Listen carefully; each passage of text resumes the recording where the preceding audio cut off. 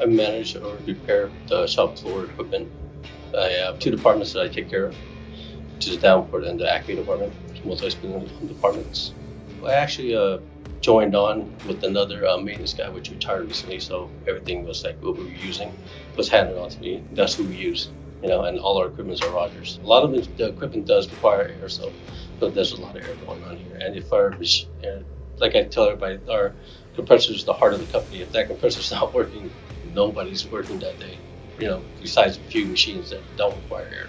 It depends on what type of machine they are, but most of the machines have you saw a direct air line to go into so they can blow off the parts. Some machines actually require air so they can actually run or actuate the attachments in the machines. Oh, there's certain attachments like it needs air where to close the winner heads. It requires air to extend the anvil, which closes onto that's where the thread rolls are. That requires air. No issues. Every time we have something wrong with it, I make a phone call. That same day or the next day, service comes out and takes care of it, so we're never really down. So it's just real reliable.